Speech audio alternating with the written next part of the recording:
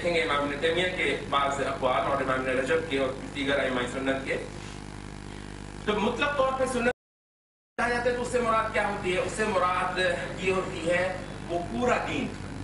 وہ پورا دین اور دین کا وہ پورا تصور جو محمد صلی اللہ علیہ وسلم نے کیا وہ سنت ہے۔ فرائض بھی اس میں ہے، یعنی جو فرائض ہے وہ بھی سنت ہی میں ہے، فرائض ہے وہ بھی، وہ چیز قرآن سے ثابت ہوتی ہے یا وہ چیز خاص نبی صلی اللہ علیہ وسلم کے کسی فعل یا قول سے ثابت ہوتی ہے، ریگارڈلیس یہ کوئی مسئلہ نہیں ہے، وہ سنت ہے۔ جو چیز صحابہ نے نبی صلی اللہ علیہ وسلم سے وصول کی اور آگے امت کو ڈیلیور کرتے وہ کہتے ہیں یہ سنت ہے، پورا دین۔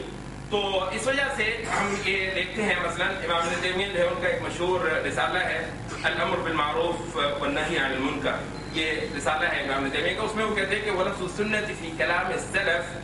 تتناول ولفظ السنت فی کلام السلف تتناول السنت فی العبادات وفی الاعتقادات، کہ لفظ سنت جو سلف کے ہاں چلتا تھا نا، سلف کے کلام میں جو چلتا تھا وہ اس میں عبادات بھی آتی تھیں اور اعتقادات بھی آتے تھے۔ اعتقادات سنت، یہ ہو سکتا ہے بہت سارے لوگوں کے لیے یہ بات نہیں ہو کہ بھائی سنت جو ہے اس کا مفہوم قبل اس کے کہ آپ مجھے چھوٹی چھوٹی باتوں میں بتائیں، اور بہت اچھی بات ہے بہرحال سنت کی بات، کوئی چاہے کسی چھوٹے عمل میں ہے کسی بڑے عمل میں ہے، یہ تشہد میں انگلی کھڑی کرنے کا مسئلہ ہے یا نماز میں ہاتھ اٹھانے یا نہ اٹھانے کا مسئلہ ہے، کچھ اور ہے، قبل اس کے کہ آپ مجھے یہ بتائیں کہ اللہ تعالیٰ کے بارے میں، اس کی صفات کے بارے میں سنت عقیدہ کیا ہے؟ سنت عقیدے میں بھی کچھ سنت ہوتی ہے بھائی، یہی ہوتی ہے، اور یہ بات ہم سلف کے کلام سے بہت زیادہ آپ دیکھیں گے اور اس کے کچھ حوالے بھی ہم پڑھیں گے یہاں پہ۔ تو فرماتے ہیں کہ لفظ سنت فی کلام السلف تتناول السنت فی العبادات وفی الاعتقادات، جو لفظ سنت ہے سلف کے کلام میں جو استعمال ہوا ہے اس میں عبادات بھی آتی ہیں اور اعتقادات بھی آتی ہیں۔ وَإِن كَانَ كَثِيرٌ مِّمَّن صَنَّفَ فِي السُّنَّةِ يَقْصِدُونَ الْكَلَامَ فِي الْاعْتِقَادَاتِ، اگرچہ ہوا یہ ہے کہ جو بہت سارے لوگ جنہوں نے سنت کے عنوان سے تصنیفات کی ہیں انہوں نے اس میں اعتقادات ہی کو زیادہ آگے رکھا ہے، اعتقادات ہی کو زیادہ آگے رکھا ہے۔ وهذا كقول ابن مسعود وأبي بن كعب وأبي الدرداء رضي الله عنهم اقتصاد في السنة خير من اجتهاد في بدعة، کہ سنت کے یہ امام ابن تیمیہ کہتے ہیں کہ یہ ایسا ہی استعمال ہے جیسے عبداللہ ابن مسعود اور ابی ابن کعب اور ابو الدرداء رضی اللہ عنہم کا قول مشہور ہے کہ سنت میں اقتصاد اختیار کرنا، درمیانہ روی اختیار کرنا بدعت کے اندر زور لگا دینے سے بہتر ہے۔ سنت میں اگر آپ گزارا بھی کرتے ہیں نا، رینگ کے بھی چلتے ہیں سنت راستے پر، وہ کہیں بہتر ہے کہ آپ بدعت راستے پر کمال کر کے دکھا دینے والے ہیں۔ تو یہ جو عقیدے کے جو علماء ہیں اور بالعموم جو سلف کے اندر جو سنت کا جو لفظ استعمال ہوا ہے وہ ہوا ہے کہ دین مکمل طور پہ جو نبی صلی اللہ علیہ وسلم سے آیا ہے جس میں سب سے پہلے عقیدہ ہے، تو اس میں جو سنت راستہ ہے اس کے اندر محنت کرنا، اور چاہے رینگ کے بھی چلنا پڑے تو اسی کے اندر چلنا، اور بدعت کے راستے کو اختیار سنت و مقابلہ بدعت۔ تو فقہا کے ہاں کیا تھا؟ سنت و مقابلہ فرض۔ یہ اصولیوں کے ہاں کیا تھا کہ سنت و مقابلہ قرآن اور قیاس اور اجماع۔ البتہ علماء عقیدہ اور عمومی طور پر سلف کے ہاں سنت کا مفہوم کیا ہے؟ سنت و مقابلہ بدعت، سنت و مقابلہ بدعت۔ اور یہاں پر پھر آپ دیکھتے ہیں کہ یہ عبداللہ ابن عمر ہے، ان کا چہرہ سرخ ہو جاتا ہے ایک چیز کو سن کے، ایک بات کو سن کے، کہتا ہے یہ تو بدعت ہے، یہ انحراف ہے اسلام کے اندر اور اس کو برداشت نہیں کیا جائے گا۔ عبداللہ ابن عباس وعیدیں سنا رہے ہیں، عبداللہ ابن مسعود دھکے دے کے کچھ لوگوں کو مسجد سے نکال رہے ہوئے، یہ رسول اللہ کے دین میں تم یہ کام کر رہے ہو یا یہ عقیدہ نیا جو ہے وہ پھیلا رہے ہو۔ تو سنت و مقابلہ بدعت، اور حقیقت یہ ہے کہ یہ جو سنت کا مفہوم ہے یہ میرے دیکھنے کی حد تک ہے، مجھے نہیں سمجھ، میرا نہیں خیال کہ آپ کہاں تک سے اتفاق کریں گے، کم از کم میں نے یہی دیکھا ہے، تقریباً یہاں پہ ناپید ہے سنت۔ بھائی سنت یہ اعمال میں اور بعض عبادات میں یہ اذکار مسنون ہے یا نہیں مسنون، یا یہ دعا جو ہے یہ سنت سے ثابت ہے، یہ حدیث ضعیف ہے یا صحیح ہے، یہ باتیں سر آنکھوں پہ بہت اچھی ہیں کہ چھوٹے چھوٹے اعمال کے اندر بھی آپ رسول اللہ صلی اللہ علیہ وسلم کی سنت کا تتبع کریں، آپ زور لگا دیں تلاش کرنے میں اور پھر زور لگا دیں اس پر عمل کرنے میں، کمال کی بات ہے۔ مگر نبی صلی اللہ علیہ وسلم نے جو امہات المسائل دیے ہیں، نبی صلی اللہ علیہ وسلم نے جو اصول دین دیے ہیں، جو دین کی بنیادیں دی ہیں، جہاں سے بات شروع کی ہے، جہاں پہ آپ بات ختم کرتے تھے، باطل کے ساتھ الجھنا، کفار کے بالمقابل اسلام کو پیش کرنا، نبی صلی اللہ علیہ وسلم کی ولا، آپ کی برا، آپ کی برات، آپ کی ہجرت، آپ کا جہاد، آپ کا باطل کو مٹانے کے لیے آپ کے اندر وہ جو لگن ہے اور وہ جو آپ کو بیٹھنے نہیں دیتی اور جو آپ کے ساتھ چل پڑتا ہے وہ بیٹھنے کا نام نہیں لیتا، یہ سارا عمل کی سنت سے خارج ہے، سنت نہیں ہے۔ سنت یہ ہے کہ وہ فلاں مسئلے میں، فلاں بات میں، وہ فلاں خاص تفسیر کے اندر، فلاں ذکر میں اور فلاں دعا کے فلاں لفظ میں، بھائی جیسے ہم نے کہا بخدا ہمارا مقصد یہ نہیں ہے کہ ان چیزوں کے اندر سنت کی تلاش کا جو رجحان ہے ہم کو اس کی حوصلہ شکنی کرنا چاہ رہے ہیں، نہیں، ایسا بالکل نہیں ہے۔ البتہ ہمارا جو زور دینے کا مقصد ہے وہ یہ ہے کہ سب سے پہلے تو یہ دیکھا جائے کہ سنت کا مفہوم کیا ہے۔ یہ دوسرا قول امام ابن رجب کا ہے، یہ تھوڑا سا اور بھی زیادہ وضاحت سے ہے، فرماتے ہیں کہ یہ اگر آپ نے دیکھی ہو، امام ابن رجب نے اصل میں آپ نے سنا ہوگا، مشہور ہے، امام نووی نے وہ جو 40 احادیث لکھی ہیں، 40 نووی بہت مشہور ہے، ہر بندہ جانتا ہے، اس کی بہت سارے علماء نے شرح کی ہیں۔ البتہ جو کمال کسے کہتے ہیں کہ قلم توڑ دیا ہے تو وہ ہے امام ابن رجب حنبلی نے جامع العلوم والحکم کے عنوان سے 40 نووی کی جو ہے نا انہوں نے شرح کی ہے، ساتھ میں 10 احادیث کو انہوں نے بھی اضافہ کر دیا، 50 احادیث بنا کے کمال کی شرح کی ہے جامع العلوم والحکم۔ اس میں یہ جو پہلی حدیث آپ نے پڑھی ہوئی ارباز بن ساریہ کی کہ نبی صلی اللہ علیہ وسلم نے خطبہ دیا اور صحابہ نے کہا یہ تو ایسا ہے جیسے رخصت ہونے والا دے رہا ہے خطبہ، آپ نے حدیث سنی لی، میں اس کو دوبارہ ذکر نہیں کروں گا۔ تو اس میں وہ حدیث کیونکہ امام نووی بھی اپنی 40 میں لے کے آئے ہیں اور اسی کی شرح کے اندر اگر آپ چیک کرنا چاہیں تو اسی حدیث کی جو شرح کی ہے امام ابن رجب نے، تو اس کے اندر وہ کہتے ہیں کہ وَالسُنَّةُ هِيَ الطَّرِيقُ الْمَسْلُوكُ، کہ سنت اس راستے کو کہا جاتا ہے کہ جس پر چلا گیا تھا قرون اولیٰ کے اندر، جس پر چلتے رہا تھا یہ پورا قافلہ، سنت اصل میں وہ ہے۔ فَيَشْمَلُ ذَلِكَ التَّمَسُّكُ بِمَا كَانَ عَلَيْهِ هُوَ وَخُلَفَاؤُهُ الرَّاشِدُونَ مِنَ الْاعْتِقَادَاتِ وَالْأَعْمَالِ وَالْأَقْوَالِ، تو سنت اس تمام چیز کو شامل ہے جس پر کہ آپ پائے گے اور آپ کے خلفائے راشدین پائے گے، وہ اعتقادات بھی ان میں آتے ہیں، اعمال بھی آتے ہیں اور اقوال بھی آتے ہیں۔ وَهَذِهِ هِيَ السُّنَّةُ الْكَامِلَةُ، اور یہ ہے کامل سنت، یہ ہے کامل سنت۔ امام رجب کہتے ہیں وَلِذَلِكَ كَانَ السَّلَفُ قَدِيمًا لَا يُطْلِقُونَ اسم السنة إلا على ما يشمل ذلك كله، اسی وجہ سے رجب کہتے ہیں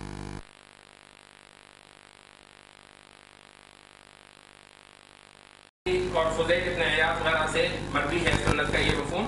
پھر وہ کہتے ہیں کہ وہ کثیر من العلماء المتأخرین یخص اسم السنة بما يتعلق بالاعتقاد، ہاں یہ ہے کہ بہت سارے جو بعد کے علماء آئے، علماء سنت، علماء حق جو ہیں، انہوں نے البتہ سنت کا زیادہ اطلاق کیا عقیدہ کے اندر۔ اب یہ بات بھی شاید ہمیں سے بہت ساروں کے لیے نہیں ہو کہ سنت کا زیادہ اطلاق کیا ہی عقیدے پر، یہ امام رجب کہتے ہیں کیونکہ اعتقاد کا مسئلہ جو ہے، اعتقاد میں اسی راستے پر ہونا جس پر نبی صلی اللہ علیہ وسلم اور صحابہ تھے، سب سے زیادہ خطرناک مسئلہ تو یہی ہے، سب سے زیادہ نازک تو یہی مسئلہ ہے۔ تو اس وجہ سے سب سے زیادہ سنت کا جو اطلاق ہوا جو علماء کے ہاں تو وہ عقیدے پر ہی تھا، کیونکہ انہا اصل الدین والمخالف فیہا علی خطر عظیم، کیونکہ جو عقیدہ ہے وہ دین کا ہی خطرے میں ہے۔ یہاں پر ہم اب یہ دیکھتے ہیں کہ ایک فینومینا امت کے اندر جو ہے وہ آیا کتاب السنہ لکھنے کا۔ اگر آپ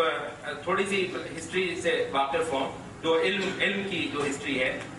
یہ امام احمد بن حنبل ان سے کچھ پہلے اور بعد کے 150-200 سال کا جو دور ہے، اس میں آپ دیکھتے ہیں کہ تقریباً ہر بڑے عالم نے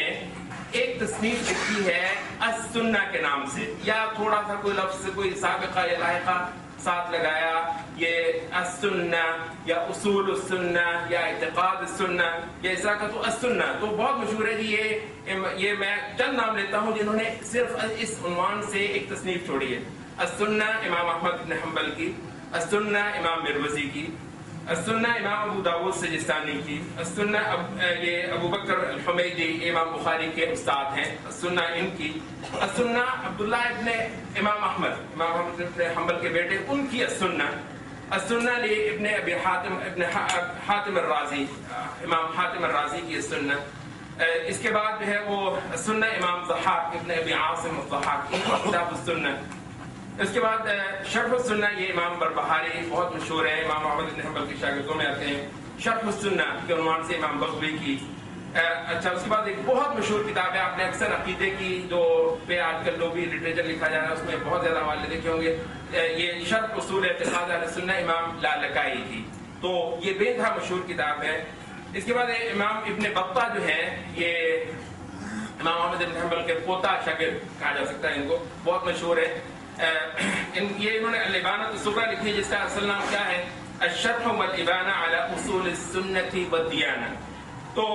یہ چند ایک نام میں نے آپ کے سامنے رکھے. اس کے علاوہ بہت سارے جو بڑے بڑے عالم ہیں، ہر عالم تقریباً ہر عالم آتا ہے وہ السنہ یا کتاب السنہ کے عنوان سے ایک تصنیف چھوڑتا ہے. ذرا تھوڑا سا دیکھیے کہ وہاں پر وہ السنہ جو ہے وہ اس کا اطلاق کن چیزوں پہ کرتے ہیں، کون سے میدان پہ زیادہ جو ہے وہ کرتے ہیں کہ سننا کیا ہے. تو اب اسی وجہ سے میں یہاں پہ کہوں گا کہ یہ ایک جو عام مسلمان کا جو مائنڈ سیٹ ہے وہ سنت کے حوالے سے اس کو وہی بننا ہے جو کہ سلف کے ہاں چلتا تھا، جو کہ علماء سنت جو ہے وہ بالعموم لے کے چلتے تھے. البتہ اس کی وہ جو محدود سی ہے، وہ جو اصول فقہ میں چلتا ہے سنت پر مقابلہ فرض، یا اصول فقہ میں سنت پر مقابلہ قرآن یا قیاس، وہ ایک محدود سی چیز ہے. ایک عام آدمی کا جو مائنڈ سیٹ بننا ہے، تحریکوں کی آج کیا ضرورت ہے جن کو آج اسلام کو اثر نو زندہ کرے. اس میں تو کوئی شک نہیں ہے کہ آج اسلام کو اثر نو زندہ کرنے کا چیلنج ہے. آج اسی کہانی کو دوبارہ زندہ کرنے کی ضرورت ہے جہاں سے اس امت نے اپنا آغاز کیا تھا. تو اگر وہ بات ہے تو اس وجہ سے وہی استعمال ہونا چاہیے ان تمام اصطلاحات کا جو کہ سلف کے ہاں چلتا تھا. اتنا ہی کھلا اور اتنا ہی براڈ جو ہے وہ پرسپیکٹو جو ہے وہ ہمیں بنانا پڑے گا، خاص طور پہ سنت کے حوالے سے. یہاں پہ امام یہ ایک اور کتاب ہے کتاب السنہ، امام ابو بکر ابن الخلال، امام خلال بہت مشہور ہیں.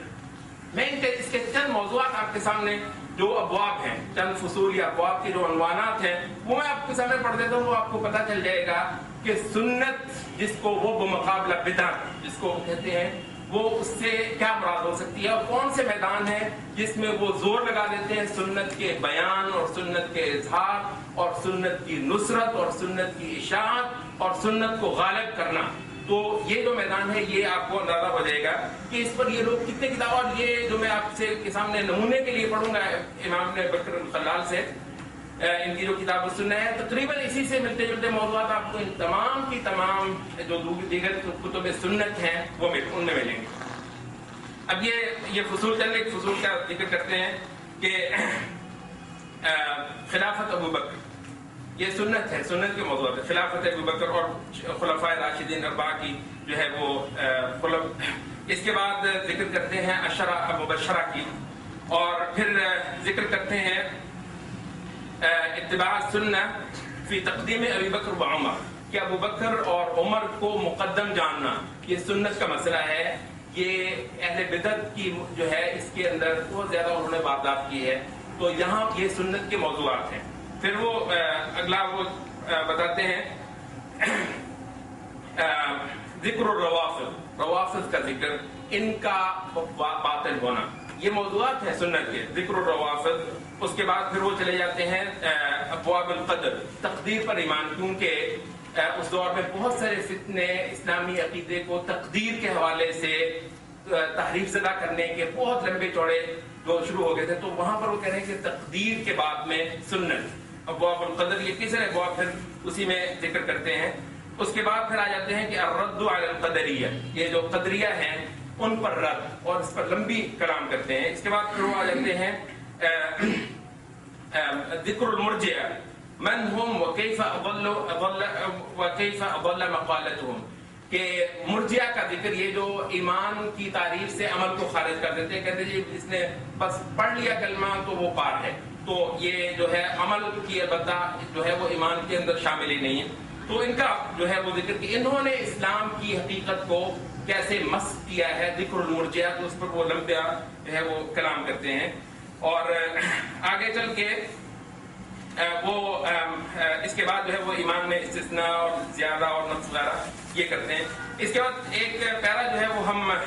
لیتے ہیں، یہ جو حمیدی ہیں امام بخاری کے استاد، ان کی جو کتاب السنہ ہے اس کا جو پہلا پیرا ہے، صرف آپ ذرا وہ پڑھ لیجئے پہلا پیرا، وہ اس میں وہ بسم اللہ الرحمن الرحیم کے بعد جو لفظ لکھتے ہیں، اس زمانے میں جو کتابیں لکھی جاتی تھی یہ مقدمہ پریفیس وغیرہ لکھنے کا رواج بہت زیادہ نہیں تھا، تو وہ بسم اللہ الرحمن الرحیم لکھنے کے ساتھ ہی جو لکھتے ہیں وہ یہ ہے کہ السنت، سنت یہ ہے ان یؤمن الرجل بالقدر خیرہ وشرہ، کہ آدمی تقدیر پر ایمان لائے، اس کی جو خیر بھی ہے اس میں جو شر بھی ہے. اور یہ آگے تھوڑی سی بات کرتے ہیں. پھر دوسرا کہتے ہیں ان الایمان قول و عمل، اور سنت یہ اعتقاد رکھنا ہے کہ ایمان قول بھی ہے اور ایمان عمل بھی ہے. تھوڑی سی چند جملے کرتے ہیں. اگلی لائن کہتے ہیں والترحم علی اصحاب محمد، اور سنت یہ ہے کہ اصحاب محمد صلی اللہ علیہ وسلم کے لیے رحمت طلب کی جائے اللہ تعالیٰ سے، اور ان کے لیے جو ہے وہ دعائیں کی جائیں. اور پھر وہ کہتے ہیں کہ یہ نبی صلی اللہ علیہ وسلم نے جو کہا اس کو حق تسلیم کرنا، یہ سنت ہے. پھر اس کے بعد وہ فرماتے ہیں کہ